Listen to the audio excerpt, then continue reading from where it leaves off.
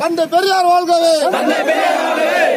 வெல்லட்டும் வெல்லட்டும் வெல்லட்டும் வெல்லட்டும். ஆதி தமிழர் பேரவை நாங்கள், அதியமானின் தம்பிகள் நாங்கள், மதுரை வீரன் கூட்டம் நாங்கள், ஒண்டி வீரன் கூட்டம் நாங்கள், ஒன்னா சேர்ந்து வந்தோம்டா.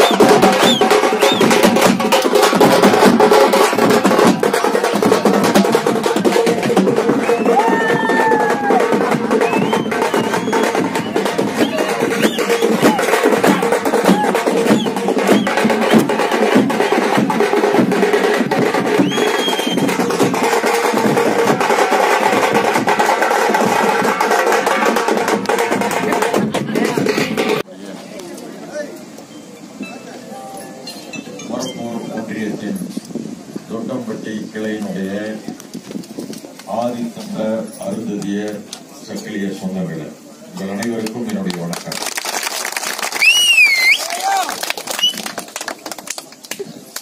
மிக நீண்ட நாட்களாக நாம் அருந்ததியர் மக்கள் பல்வேறு இயக்கங்களிலே இருந்திருக்கிறோம்.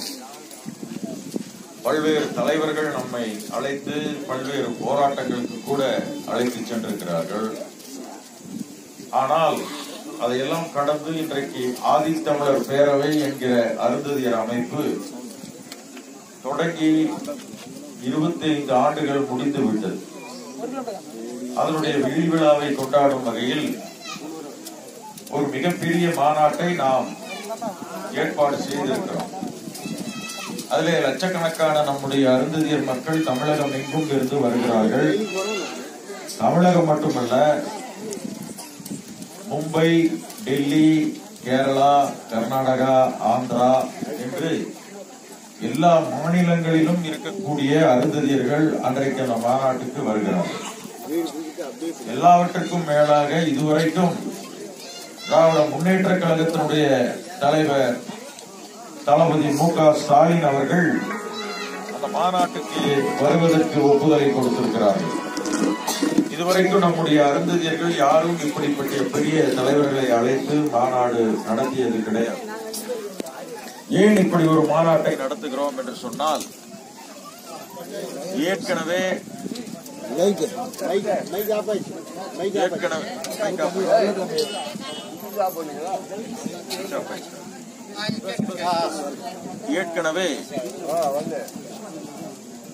ஆதித்தமிழர் பேரவை கடந்த காலங்களிலே போராடி தமிழ்நாடு முழுவதும் ஏறத்தாழ 30 மாநாடுகளை அருந்ததியருக்கென்று தனி இடஒதுக்கீடு வேண்டும் என்கிற ஒரு போராட்டத்தை தமிழகம் எங்குமே நடத்தியது. நம்முடைய போராட்டங்களை பார்த்து பல்வேறு தலைவர்களும் அப்பொழுது போராடினார்கள். அந்த போராட்டம் என்பது இங்கே தர்மபுரியிலே கூட நாங்கள் ஒரு மாநாடை அப்பொழுது நடத்தினோம். அந்த மாநாட்டிலே சிறு சலசலப்பு ஏற்பட்டு பேருந்துகளின் மீது கல்வீசி தாக்குதல்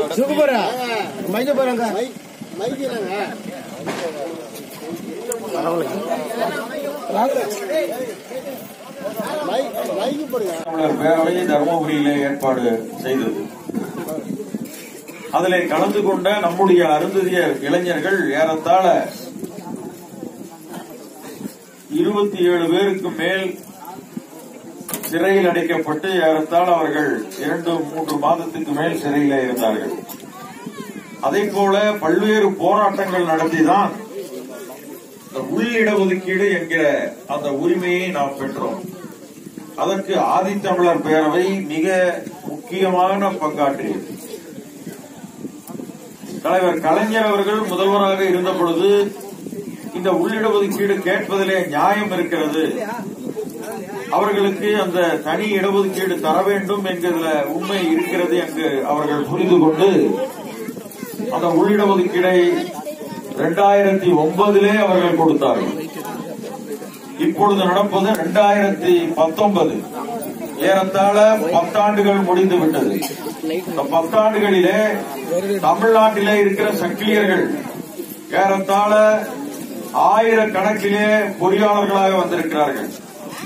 1000 கணக்கிலே டாக்டர்கள் வெளியே வந்திருக்கிறார்கள். நீதிபதிகள் வந்திருக்கிறார்கள். வழக்கறிஞர்கள் வந்திருக்கிறார்கள். இப்படி அத்துணை பேரும் வெளியே இன்றைக்கு வருவதற்கு காரணம் அந்த உள் இடஒதுக்கீடு. அந்த உள் இடஒதுக்கீடு கல்வியில நமக்கு கிடைக்கிறது, வேலை வாய்ப்பிலும் கிடைக்க வேண்டும். ஆனால் வேலை வாய்ப்புல நமக்கு படித்து வேலை இல்லாமல் இருக்கிற நம்முடைய இளைஞர்கள் நிறைய பேர் இருக்கிறார்கள். குறிப்பாக பெண்கள் இருக்கிறார்கள். அவர்கள் MSc, PhD என்று படித்துவிட்டு நிறைய தேர்வுகள் எல்லாம் எழுதிவிட்டு வேலைக்கு போனால் நீ 25 லட்சம் கொண்டு வா, 15 லட்சம் கொண்டு வா என்று அங்கே இருக்கிற அதிகாரிகளும் அமைச்சர்களும் பிரச்சனை செய்கிறார்கள். அதனால் நம்முடைய மக்கள் அந்த பணத்தை கொடுக்க முடியாத காரணத்தினால் அந்த வேலை வாய்ப்பை இழக்கிறார்கள். சட்டப்படி நமக்கு கொடுக்க வேண்டிய அந்த வேலை வாய்ப்பை தட்டி பறிக்கிற மற்ற தலித் சாதிகள், ஆதி திராவிடர்கள் மற்றும் இந்த பல்லர் சமுதாயத்தைச் சேர்ந்தவர்கள் அந்த நம்முடைய இடஒதுக்கீட்டை அவர்கள் பறித்து சென்று கொண்டிருக்கிறார்கள். ஏற்கனவே நமக்கு கிடைக்கவில்லை என்றுதான் உள்ளிடஒதுக்கீடு தனியாக நாம் வாங்கினோம். அப்படி தனியாக இடஒதுக்கீடு வாங்கிய பிறகும் கூட நமக்கான இடஒதுக்கீடு கிடைக்கவில்லை என்று சொன்னால் என்ன செய்வது? அதற்காக இன்றைக்கு நாம் ஒன்றும் செய்ய முடியவில்லை. காரணம் என்னவென்று சொன்னால், திராவிட முன்னேற்ற கழகத்தினுடைய ஆட்சி 2014 முடிந்துவிட்டது. திராவிட முன்னேற்ற கழகத்தினுடைய ஆட்சி இருக்கும் வரை உள்ளிடஒதுக்கீட்டை பராமரித்தார்கள். நாம் கேட்ட நம்முடைய அருந்ததியருடைய மாவீரன் மாமன்னர் ஒண்டி வீரனுக்கு திருநெல்வேலியில மணிமண்டபம் அமைத்தார்கள். அதே போல அருந்ததியருக்கு தூய்மை தொழிலாளர் நல வாரியம் திராவிட முன்னேற்ற கழக ஆட்சியிலே அமைத்துக் கொடுத்தார்கள். தோல் தொழிலாளர் வாரியம் அமைத்து அதற்கு ஒரு அருந்ததியரை கூட அந்த வாரிய தலைவராக நியமித்தார்கள். உங்களுக்கெல்லாம் தெரியும், வழக்கறிஞர் சேகர் என்னுடைய மிக நெருங்கிய நண்பர். சென்னையிலே இருக்கிற அந்த சேகர், உண்மையிலே நானும் அவரும் இந்த உள்ளிடஒதுக்கீட்டை பற்றி மிகப்பெரிய விவாதங்களை சென்னையிலே நடத்தி அதிகாரிகளை சந்தித்து மிகப்பெரிய போராட்டங்களை அன்றைக்கு நாம் உருவாக்கினோம். அவர் நம்முடைய போராட்டங்களும் கலந்து கொள்வார். அவரும் தனியாக பல்வேறு போராட்டங்களை செய்திருக்கிறார். ஆனால் இன்றைக்கு அவர் நம்மிடம் இல்லை. அப்படிப்பட்ட ஒரு ஸ்ட்ராங் லீடர்ஸ் இல்லாத நிலையில இன்றைக்கு ஆதித்தமிழர் பேரவை மிகச் சிறப்பாக தமிழ்நாடு முழுவதும் இன்னைக்கு ரொம்ப வலுவான ஒரு கட்சி, ஒரு இயக்கம் என்று சொன்னால் அது ஆதித்தமிழர் பேரவை மட்டும்தான். வேற எந்த அமைப்பும் இன்னைக்கு இல்லைங்க தமிழ்நாடு. கட்சியருக்கான ஒரு கட்சி எது என்று சொன்னால் அது ஆதித்தமிழர் பேரவை மட்டும்தான். அந்த அளவிலே இன்றைக்கு அப்படி இருக்கிற காரணத்தினால்தான் நம்முடைய தளபதி ஸ்டாலின் போன்றவர்கள் நம்முடைய மாநாட்டுக்கு வருவதற்கே ஒப்புதல் கொடுக்கிறார். அவர்கள் சாதாரணமா எந்த மாநாட்டுக்கு வந்துட மாட்டார். நம்முடைய பேரவையினுடைய வலு ஸ்ட்ராங் இருக்கிற காரணத்தினால இன்றைக்கு அவர் நம்முடைய மாநாட்டுக்கு வருவதாக ஒப்புதல் கொடுத்திருக்கிறார். இன்னைக்கு மகுடஞ்சாவடியில ஏறத்தாழ ஒரு 25 ஏக்கர் நிலத்தை பிடித்து அதை சீரமைத்து இன்றைக்கு அந்த இடத்துல பெரிய அளவு நம்ம மேடை எல்லாம் போட்டு அங்க வேலை நடந்துகிட்டு இருக்கு. ஏறத்தாழ ஒரு மாதத்துக்கு முன்பே அந்த இடத்தை பிடித்து அந்த மாநாட்டுக்கான வேலைகள் சிறப்பாக நடந்து கொண்டிருக்கின்றன. அதே போல மாநாட்டுக்கு 25 ஆண்டு வெள்ளி விழா மலர் ஒன்று வெளியிடுகிறோம். அந்த மலரிலே இங்க இருக்கிற ஒன்றிய செயலாளர்களும் மாவட்ட செயலாளர்களும் நீங்கள் எல்லாம் விளம்பரம் கொடுக்கணும். உங்களுடைய படங்களை எல்லாம் அனுப்பி வைக்க வேண்டும். இங்க யாராவது சிறப்பாக ஓவியம் தீட்டுகிறவர்கள் அல்லது கவிதை எழுதுகிறவர்கள் இருந்தால் உங்களுடைய கவிதைகளை அனுப்பி வைங்க. கட்டுரைகள் யாராவது எழுதுவதாக இருந்தால் அந்த கட்டுரைகளை எங்களுக்கு அனுப்பி வைங்க. அதையெல்லாம் அந்த மலரிலே நாங்கள் வெளியிட இருக்கிறோம். அது மட்டுமல்ல, அந்த மாநாட்டிலே மிகப்பெரிய ஒரு கலை நிகழ்ச்சி அன்றைக்கு நடக்க இருக்கிறது. அந்த கலை நிகழ்ச்சி எல்லாம் மிக நேரத்திலே நீங்கள் வந்தால் அதை நீங்கள் பார்த்து ரசிக்க முடியும். 2 மணி நேரம் கலை நிகழ்ச்சி நடக்கும். 4 மணிக்கு தொடங்குகிற மாநாடு சரியாக 7 மணிக்கு முடிந்துவிடும். நீங்க எல்லா மாநாடு பார்த்தா 7 மணிக்கு தொடங்கி 10 மணிக்கு முடியும். ஆனால் இந்த மாநாடு அப்படி இல்லை. இந்த மாநாடு 2 மணிக்கு தொடங்கி 7 மணிக்கு சரியாக முடிந்துவிடும். நீங்கள் இங்கிருந்து 12 மணிக்கு தொடங்கி அங்கே வந்துவிட்டால் ஏறத்தாழ 7 மணிக்கு முடிக்கிற அந்த மாநாட்டிலே இருந்து வெளியே 9 மணிக்குள்ள நீங்க இந்த வீட்டுக்கு வந்துடலாம். எனவே நீங்கள் எல்லாம் குடும்பத்தோடு, யாரும் தனியாக இங்க வண்டிகள்லாம் வரும். உங்களுக்கு வண்டிகளை மாவட்ட செயலாளர்களும் ஒன்றிய நிர்வாகிகளும் உங்களுக்கு வண்டிகளை ஏற்பாடு செய்வார்கள். உணவெல்லாம் கூட ஏற்பாடு பண்ணுவாங்க. நீங்க குடும்பமா யாரும் தனியா, எப்படி நம்ம ஒரு திருவிழாக்கு போனா குடும்பமாக போவோம், வீட்டிலே ஒரு திருமணம் என்று சொன்னால் குடும்பமாக போய் கலந்து கொள்வோம். அதே போல நம்முடைய குடும்பத்திலே, சக்கிலியர் குடும்பத்திலே நடக்கிற ஒரு முக்கியமான நிகழ்ச்சி என்று நீங்கள் நம்முடைய குடும்ப நிகழ்ச்சி என்று கருதி நீங்கள் அத்துணை பேரும் இந்த ஊரே பூரா கலந்து வரணும். இந்த இந்த ஊர்ல இந்த ஊர் பக்கத்தூர்ல இருந்தாலும் 10-20 வேன்கள் புறப்பட்டு வரும். வேன்னா பெரிய வேன் 30 பேர். பஸ் எல்லாம் யாரும் பிடிக்க வேண்டாம், பஸ்ஸே பிடிக்க வேண்டாம்னு சொல்லிட்டோம். ஏன்னா பஸ்ஸுக்கு பர்மிட் வாங்கணும். கடைசி நேரத்துல இந்த ஆட்சியில இருக்கிறவர்கள் திடீரென பஸ் பர்மிட் கேன்சல் பண்ணிடுவாங்க. அதனால போக முடியாத சூழல் ஏற்படும். ஆனால் வேன்கள், டூரிஸ்ட் வேன் என்று சொல்லக்கூடிய 30 பேர் ஏறி வரக்கூடிய அந்த வேன்களை மட்டும் நீங்கள் பிடித்து ஒவ்வொரு ஊருக்கும் 2 வேன் 3 வேன்களை அனுப்பிச்சு அங்க வீட்டுல இருக்கிற அத்தனை பேர், குழந்தை குட்டி எல்லாரையுமே நீங்கள் கூட்டிட்டு வந்துடும். எல்லாரும் யாரையும் வீட்டுல உடல்நிலை சரியில்லாதவர்களை தவிர மற்ற அத்தனை பேரும் அங்கே வந்து நீங்கள் சேர வேண்டும். அங்க வந்தா தான் உங்களுக்கு தெரியும் நம்ம மக்கள் இத்தனை பேர் இருக்கிறார்களா, இத்தனை ஊர்களிலிருந்து வந்திருக்கிறார்களா.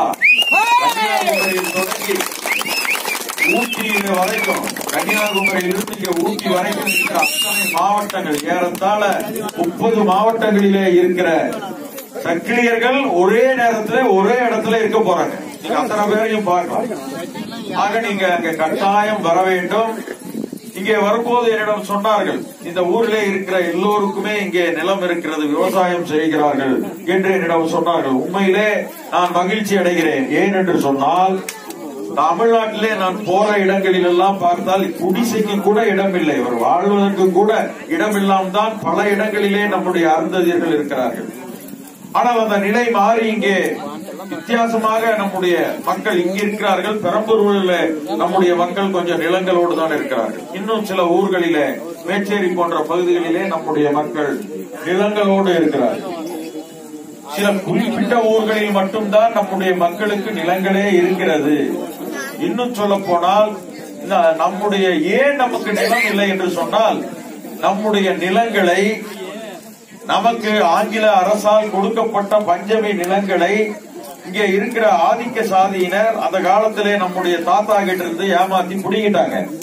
நம்ம தாத்தா அன்னைக்கு கல்லு சாராயம் குடிச்சது கணக்கு எழுதி வச்சு வட்டிக்கு மேல வட்டி போட்டு அந்த நிலங்களை எல்லாம் புடிங்கிட்டாங்க. இப்ப கூட நீங்க இங்க பக்கத்துல இருக்கிற சப் ரிஜிஸ்டார் ஆபீஸ்ல போய் இந்த ஒரு குறிப்பிட்ட பக்கத்துல இருக்கிற 10 ஏக்கர் நிலம் யாருக்கு சொந்தம் எடுத்து பாருங்க. சுப்ப சங்கிலி, ராம சங்கிலி, ரங்க சங்கிலி அப்படின்னு தான் இருக்கு. பத்திரத்துல பேரு ரங்க சங்கிலி, ராம சங்கிலி, சுப்பு சங்கிலி அப்படின்னு தான் இருக்கு. ஏன்னா நம்ம தாத்தாவுக்கு சொந்தமான நிலங்கள் தான் இங்கே சுத்தி இருக்கிற அத்துணை நிலமும் நம்முடைய நிலங்கள் தான். மறந்து விடாதீர்கள், வேற யாருடைய நிலமும் அல்ல, சக்கிலியருடைய நிலங்கள் தான். சக்கிலியர் தோட்டம் இருக்கிறது, சக்கிலியர் காடு இருக்கிறது, சக்கிலியர் எல்லாமே சக்கிலியர் பேர்ல இருக்கு. ஆக அப்படிப்பட்ட நிலங்கள் இங்கே இருந்த நம்முடைய நிலங்களை தான் மற்றவர்கள் பறித்திருக்கிறார்கள். நாம் ஏமாந்த காலத்திலே மற்றவர்கள் ஏற்றம் கண்டுவிட்டார்கள். இனியும் நாம் ஏமாந்து இருக்கக்கூடாது. ஆனால் ஒன்றை மட்டும் உறுதியாக உங்களிடம் நான் சொல்வேன், சொத்து என்பது ஒரு தோட்டம், பங்களா, காரு என்பது சொத்து அல்ல. சொத்து என்பது ஒன்றே ஒன்றுதான், அது கல்வி. நம்முடைய குழந்தைகளை எந்த அளவுக்கு நாம் படிக்க வைக்கிறோமோ அதுதான் சொத்து, வேற எதுவுமே சொத்து இல்லை. நம்ம குழந்தை படிச்சு டாக்டர் ஆகிறோம்னா அதுதான் சொத்து. நம்ம குழந்தை படிச்சு இன்ஜினியர் ஆகிறாருன்னா அது சொத்து. நம்ம குழந்தை படிச்சு ஒரு வழக்கறிஞர் அட்வொகேட் ஆகிறாருன்னா அது நமக்கு பாதுகாப்பு, அது நமக்கு சொத்து. ஆக சொத்து என்பது படிப்புல மட்டும்தான் இருக்கணும். அதனால படிப்பு என்பதுல மிக கவனமாக இருந்து நம்முடைய தாய்மார்கள் குழந்தைகளை இடைநிற்றல் என்று சொல்லி பாதியில 8வது ஃபெயில் ஆனோம்னா நின்றது, 10வது ஃபெயில் ஆனோம்னா நின்றது, 12வது ஃபெயில் ஆனோம்னா நின்றது. அந்த மாதிரி நிக்கிறவங்களை மீண்டும் டியூஷன் வச்சு படிக்க வச்சு மீண்டும் அடுத்த கட்டத்துக்கு அவங்களை அனுப்பி வைக்க வேண்டும். அப்படி அனுப்பி வைத்தால் மட்டும்தான் வெற்றி பெற முடியும். 8வது ஃபெயில் ஆகிட்டான், வேலைக்கு அனுப்பிட்டான், போச்சு, இந்த குடும்பமே ஆகுது. 8வது 9வது ஃபெயில் ஆயிட்டாங்க, அவன் படிக்கவே இல்லைங்க, வேலைக்கு அனுப்பிச்சிட்டேன்னா போச்சு, அவ்வளவுதான், இந்த குடும்பமே அவ்வளவுதான், அதோட நின்று போச்சு வளர்ச்சி. ஆகாது. நான் என்ன சொல்ல வர்றேன்னா, தலையை அடகு வைத்தாவது நம்முடைய குழந்தைகளை படிக்க வைக்க வேண்டும் என்கிற உறுதியை நாம் ஏற்றுக்கொள்ள வேண்டும். அது மட்டும்தான் அருந்ததியர்களை விடுவிக்கும். வேற எந்த விடுதலையும் எப்போதும் கிடைக்காது. குழந்தைகளை படிக்க வைப்பதன் மூலம் மட்டும்தான் நமக்கு விடுதலை கிடைக்கும். இன்றைக்கு தமிழ்நாட்டிலே ஒரு காலத்திலே வன்கொடுமை என்பது மிக அதிகமாக இருந்தது.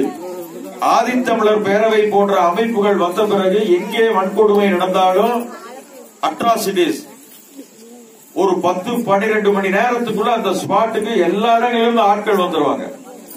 நம்ம மக்களுக்கு பாதுகாப்பா நிற்பாங்க. நீலச்சட்டை போட்டுட்டு எல்லாரும் வந்து நிற்பாங்க. உடனே வண்டியில வந்து எங்கே எந்த பிரச்சனையாக இருந்தாலும் நீங்க ஒரு தொலைபேசியில செய்தி மட்டும் நம்முடைய மாவட்ட செயலாளர்களுக்கும் ஒன்றிய செயலாளர்களுக்கும் கொடுத்தால் போதும். இன்னைக்கு தமிழ்நாடு முழுவதும் தயாராக இருக்கிறது நீலச்சட்டை ராணுவம். ஆக எதற்கும் பயப்பட வேண்டியது இல்லை. சுயமரியாதையோடு நாம் வாழ வேண்டும். ஒருத்தன் நம்ம வாங்க சாரன்னா நாமளும் அவங்கள சாருன்னு சொல்லணும். ஒருத்தன் வாடான்னு சொன்னா நாமளும் வாடான்னு அவனை சொல்லணும். முடிஞ்சு போச்சு. ஒருவன் நம்மளை வாடா என்று சொல்லிவிட்டால் அவனையும் வாடா என்று சொல்லிவிட வேண்டியதுதான். அடிச்சா திருப்பி அடிச்சிட வேண்டியது. வழியே இல்லை. நான் என்ன சொல்றேன், நான் போய் அடிக்க சொல்லல, அடிச்சா திருப்பி அடிச்சிடணும்னு சொல்றேன். வேற ஒண்ணும் இல்ல. முதல் அடி அவன் கொடுத்தானா அடுத்த 2-3 அடி நம்முடைய அடிதான் விழுக வேண்டும். ஆக இப்படி வளர்ந்தால் மட்டுமே இந்த ஊருக்கு தொட்டப்பள்ளிக்கு போனா அடி விழுகுன்னா எல்லாருமே பயப்படணும். அந்த வகையிலே நம்முடைய இளைஞர்களை வளர்த்து அதுக்காக அனாவசியமா அடாவடி எல்லாம் நம்ம பண்ண வேண்டியதில்லை. நேர்மையான ரவுடிகளா நம்ம இருப்போம், தப்பே இல்லை. ரவுடிகளா தான் இருக்கணும், தப்பே இல்லை. ஆனா நேர்மையான ரவுடிகளா இருக்க வேண்டும். சும்மா எதுக்காக போய் கலாட்டா பண்றது அதெல்லாம் நமக்கு தேவையில்லை. நம்ம மக்களுக்கு ஒரு பிரச்சனை என்றால் முதலில் போய் நிற்க வேண்டியது நாம் தான். அந்த வகையிலே நீங்கள் தைரியமாக உங்களுடைய பணிகளை செய்ய வேண்டும். இந்த மாநாடு என்பது 2 விஷயங்க. சுதந்திரம் கிடைச்சி 70 வருஷம் ஆச்சுங்க. ஒவ்வொரு சட்டப்பேரவை தேர்தலிலும் தமிழ்நாட்டினுடைய மக்கள் தொகை 1,60,00,000 பேர். அதுல அருந்ததியர்களுடைய மக்கள் தொகை ஏறத்தாழ 3 1 பங்கு. பள்ளர் 50 லட்சம், பறையர் 50 லட்சம், அருந்ததியர் 50 லட்சம். அப்ப 3 1 பங்கு நாம் இருக்கிறோம். அப்படி என்று சொன்னால் தமிழ்நாட்டில் மொத்தம் 44 சட்டப்பேரவை எம்எல்ஏ தொகுதி இருக்குங்க. ஆனா 44 தொகுதினா 45 தொகுதின்னு வச்சுக்கோங்க. 3 1 பங்கு 15 தொகுதி நமக்கு கிடைக்க வேண்டும். ஒவ்வொரு தேர்தல் நடந்த போதும் 15 எம்எல்ஏ நம்மால லைனா நிக்கணும். அருந்ததியர் எம்எல்ஏ 15 பேர் நிக்கிறாங்களா? இல்லையே, 3 பேர் தான் இருக்காங்க. நீங்க சொன்னா ஆச்சரியப்படுவீங்க. 3 பேர் தான் இருக்காங்க. அப்ப மீதி 12 பேர் எங்கே? இந்த கேள்விக்கு யார் பதில் சொல்றது? அந்த கேள்விக்கு பதில் சொல்வதற்கு தான் இந்த மாநாடு. அந்த மாநாட்டினுடைய கோரிக்கை தனி தொகுதிகளிலே அருந்ததியருக்கு சமூக நீதி. அப்படின்னா தனி தொகுதியிலே நம்மளை ஏமாத்திட்டு இருக்கிறாங்க. நமக்கு கிடைக்க வேண்டிய பங்கை மற்ற ஜாதிக்காரன் எடுத்துக்கொண்டு போய்கொண்டே இருக்கிறான். பல்வேறு இடங்களிலே நாம நிக்க வேண்டிய தொகுதியில வேற ஒருத்தர் நிக்கிறாரு. அருந்ததியர் நிக்க வேண்டிய தொகுதிகளில இன்னொரு ஜாதியை சேர்ந்த பட்டியல் இனத்தை சேர்ந்தவர் நிற்கிறாரு. அப்ப நாம என்ன ஆச்சு? நாம அவங்களுக்கு தேவையில்லாம ஓட்டு போட்டுட்டு இருக்கிறோம்.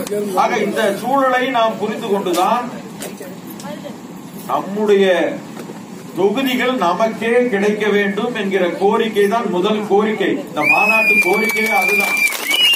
ஆக பக்கத்தில் இருக்கிற எந்த தனி தொகுதி, அதாவது ரிசர்வ் தொகுதி எதுவா இருந்தாலும் நம்ம அருந்ததியர் தான் அங்க எம்எல்ஏவா நிக்கணும். இங்க இருக்கிற ரிசர்வ் தொகுதி ஊராட்சி மன்ற தலைவர், நகராட்சி சேர்மன், மேயர், பெண்கள் தனி தொகுதியில் எல்லாமே பெண்கள் தைரியமாக வந்து எலெக்ஷன்ல நிக்க தயாராகி கொள்ளுங்கள். ஒரு இடம் கூட விட்டு கொடுக்கூடாது, யாருக்குமே விட்டு கொடுக்க கூடாது. ரிசர்வ் தொகுதி என்ன, அங்கே சக்கிலிய பெண்ணா நிக்க வேணும், வேற யாரும் நிக்க கூடாது.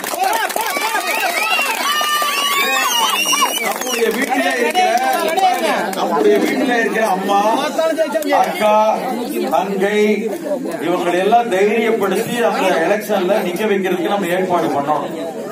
கட்டாயம் அதை செய்தால்தான் அதிகாரம் நம் கைக்கு என்றைக்கு வருகிறதோ அன்றைக்குதான் நமக்கு விடுதலை. இதைத்தான் நம்முடைய புரட்சியாளர் அம்பேத்கர் சொல்லியிருக்கிறார். நம்ம விடுதலைக்கு திறவுகோலே அதிகாரம் மட்டும்தான். அந்த அதிகாரம் உள்ளாட்சிகளிலும் ஊராட்சிகளிலும் மொத்தமாக கிடக்கிறது. அதையெல்லாம் நாம் எடுக்க வேண்டும். அதற்கு ஒரு முடிவு கட்ட வேண்டும். அந்த முடிவு கட்டுவதற்காக தான் இந்த மாநாடு இந்த மாநாட்டினுடைய வெற்றியிலேதான் அருந்ததியர்களுடைய மிகப்பெரிய வாய்ப்புகள் அடங்கி இருக்கிறது என்பதை மட்டும் நீங்கள் உணர்ந்து அந்த மாநாட்டுக்கு அணி அணியாக குடும்பம் குடும்பமாக வந்து சேர்ந்து அந்த மாநாட்டை வெற்றிகரமான மாநாடாக மாற்றுமாறு உங்களை அன்போடு கேட்கிறேன். நன்றி, வணக்கம்.